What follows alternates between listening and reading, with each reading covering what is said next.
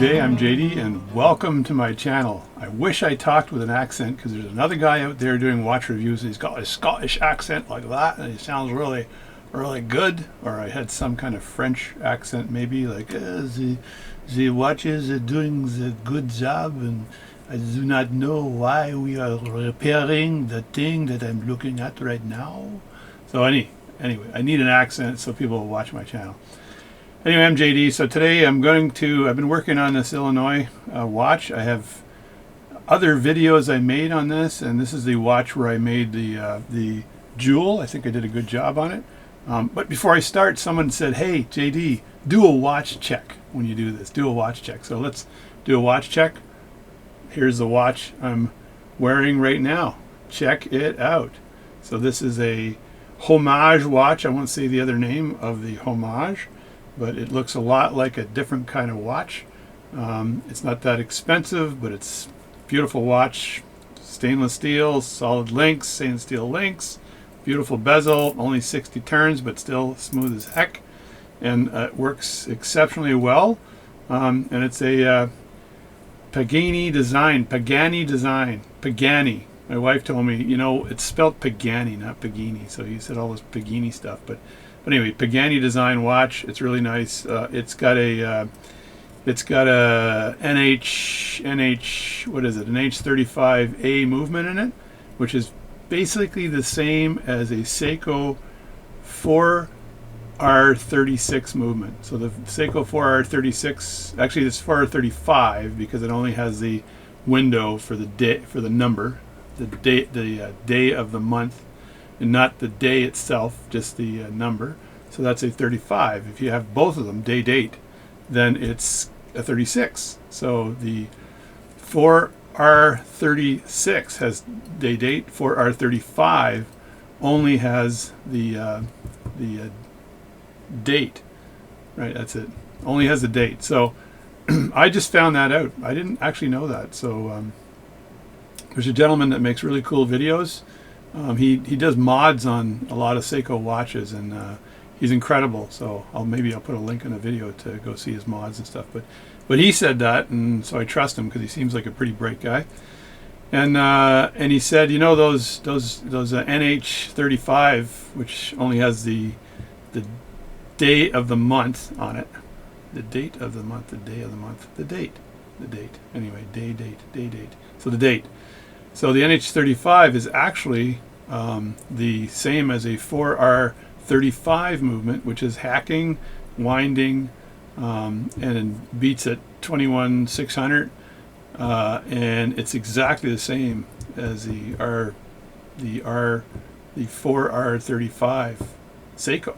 So Seiko just took that manufacturing plant. They said, okay, when we put it into a Seiko brand, we'll call it a 4R35, but when we give it to other dealers to build watches of whatever type, we'll call it the NH35. It's the exact same model, it just has a different tag on it, and so the exact same parts, exact same everything. You just look at the rotor, and the rotor will say NH35 and not say 4R35. And I got some nice 4R35, my baby tuna watch. What is that, SRP something?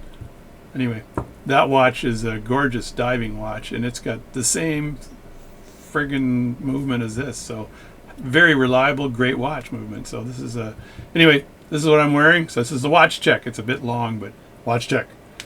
So moving right along, what I have here is an Illinois pocket watch I've been working on, like I said.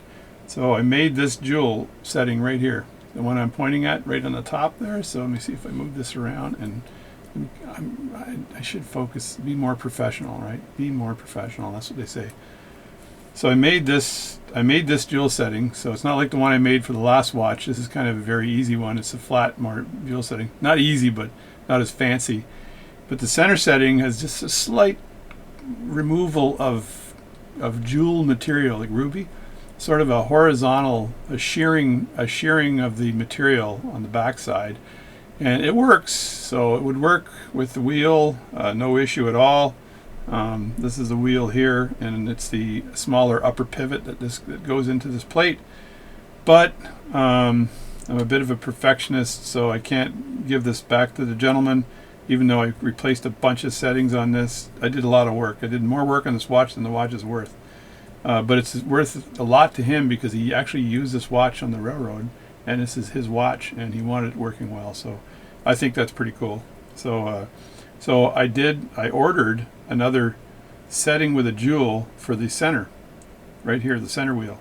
And the setting with the jewel is right here. It's right here. So today I'm just going to have a look at that. I'm going to unscrew this, and I am praying that all I have to do is unscrew this and put the setting in, and as they say in Quebec, Canada, Verdun. I'm just pausing because the Canadians might get that. So there you go. So I'm going to do that. I'm really praying that it works, and I'll just give you a close-up of me farting with this watch to get that center jewel setting back in. I got to be very fast because I'm planning on having lunch with my wife. So here we go. So I'm going to start this job out again with a sip of my coffee like I did last time, and just to prove it, I'm going to slurp it.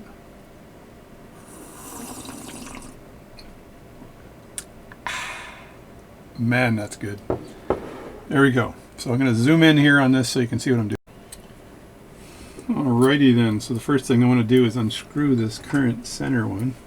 Center setting very carefully. This one just turned without any pressure at all, so that's usually not good. That just means the last guy worked really hard on this. Or this screw is just going to come out super easy.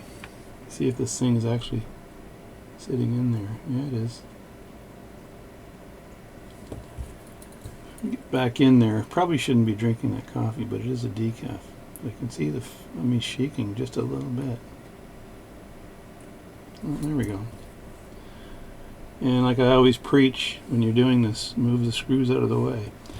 In this case, I'm going to keep the screws also in the same triangle in case they're threaded differently. And I don't want to have to deal with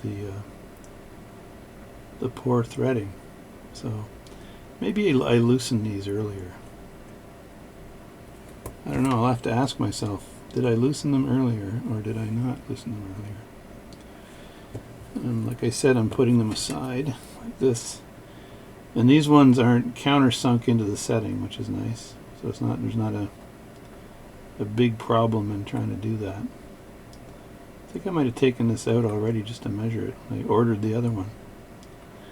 And then didn't tighten it up. I ordered this from my supplier. That screw went bing, but I found it. So that's a scary thing when a screw goes bing. That rhymes, doesn't it? So in this case here, you just need to get a stake from your staking set and push down on that. So let me grab a steak, which is exactly what I'm eating for dinner tonight.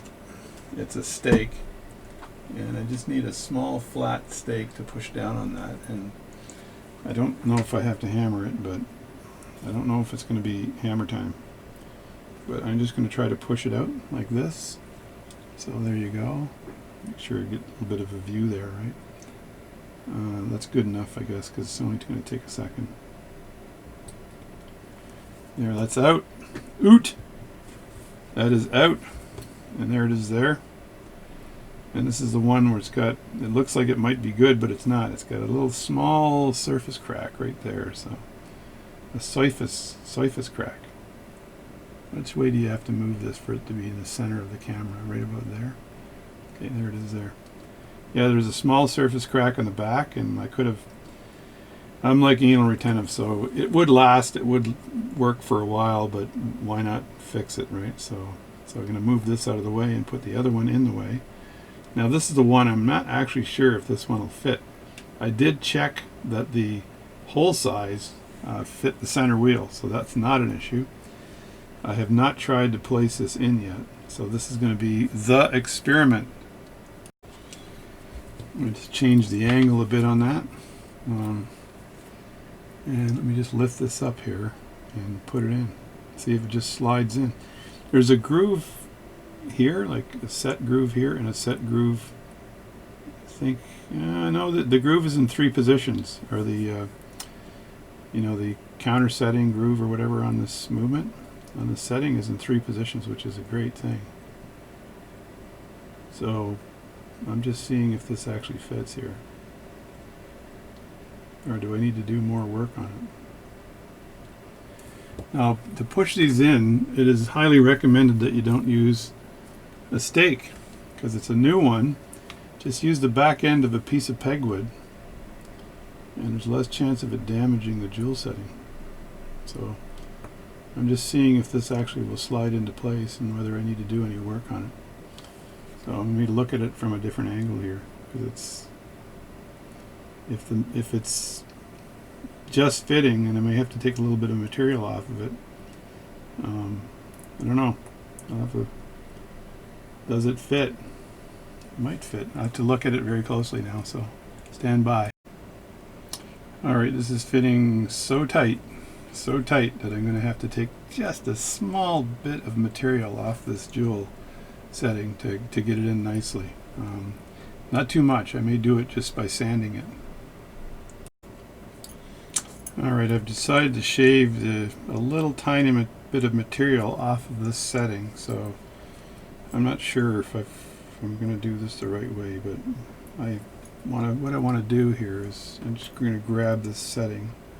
Probably get a different pincher here, this one here, and I want to grab it and then just move it on this 3000 grit plate. And this is too big, I can't fit it in. No. So I can't use that one, so I'll use this one, and I want to keep it flat. So just move it like this and make sure I've got the whole setting in there, right? And then I'm just going to go at a bit of an angle here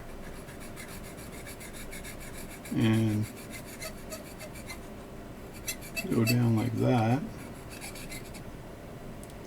with the setting, and this just will remove just the slightest bit of material from the setting.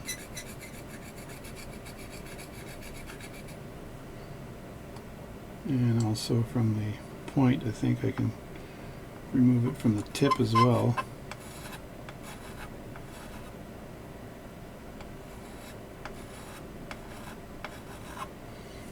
I don't need to remove a lot, so I got to be very careful I don't overdo this, because if I overdo it, then the setting ends up becoming loose. So we got it on that side there. Turn that around, grab it again, and then I'm going to look at it really closely to make sure that I got the right side of that. Let's see what that looks like. Yeah, a little bit off there, a little bit off there. I think I got to rotate it a bit more.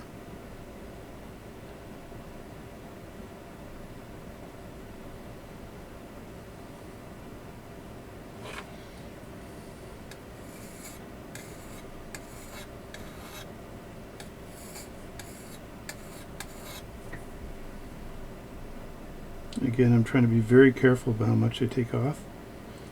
If I take too much off, the setting will just float around in there, and I don't want that to happen. So.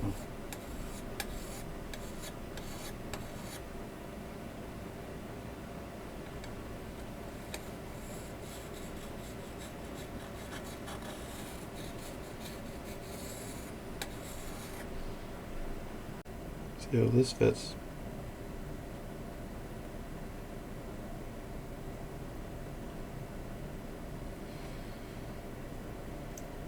That's pretty close, pretty close.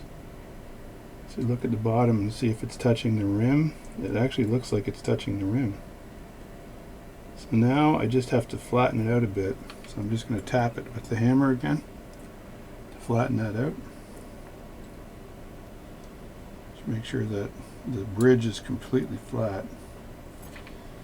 And don't tap it a lot, because it's just sitting there, right? So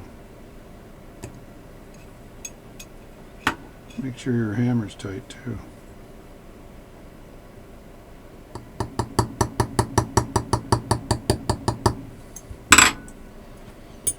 And then just look at it from the back end here to see, make sure that that jewel is just sitting there. and it's sitting on the rim. So that, I believe, is perfect. Let me look again here. All the angles. Yeah, I don't think it can go down anymore. If I look at the back, you can see actually where it sits, right? And you can't push it down any further than where it sits. So look at it. It looks like a little tiny bit of an angle that way. So I may be able to tap it this way just a bit, but not too much. I don't want to crack the jewel also. So you just get too aggressive with that tapping and your jewel's going to crack. So I'm just going to tap it like this a bit. That's focused pressure. So I think that will do.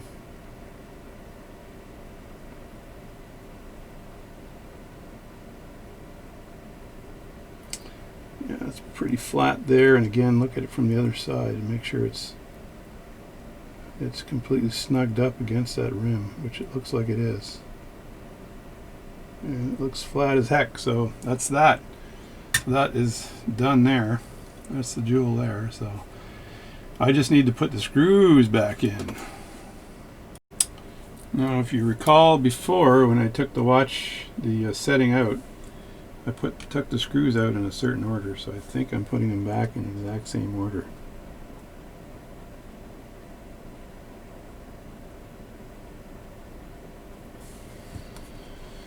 And take a deep breath and then go in.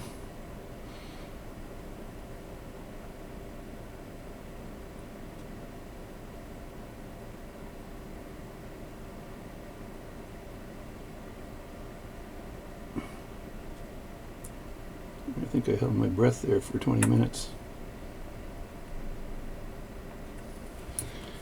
Just put them in and then snug them up later. I want to snug them up against a plate, not on this soft stuff here. Just want to get them sitting in there for now. They're very small screws, and it's not ideal to be doing this. I should be doing this on my watchmaker's portable bench. I think it would be a little bit easier.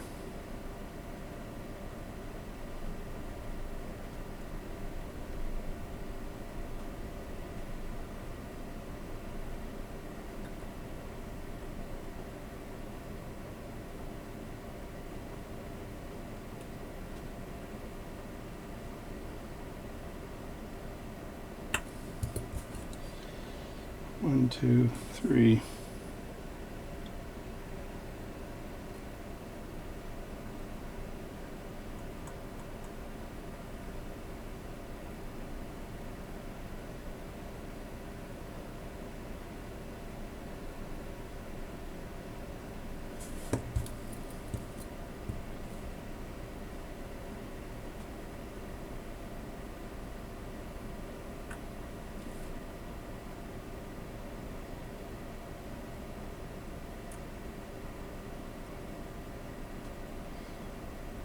There we go.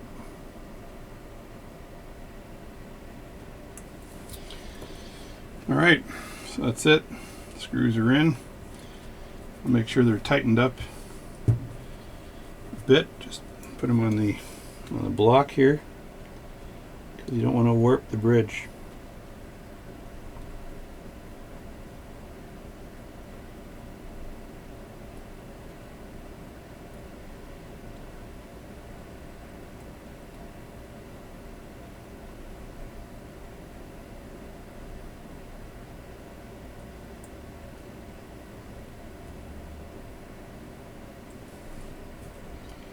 And turn this around the other way here to attack that screw from this side.